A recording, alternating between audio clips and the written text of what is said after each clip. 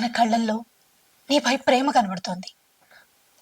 నిన్నెక్కడ కోల్పోతానో అనే భయం కనబడుతోంది. ఒక్కసారి తన్ని అర్థం చేసుకో.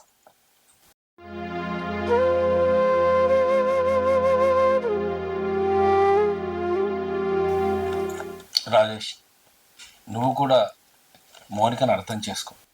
తన కుటుంబ సభ్యులను అందరినీ వదిలిపెట్టి నీతో వచ్చాను. ఆ విషయాన్ని గుర్తుంచుకో.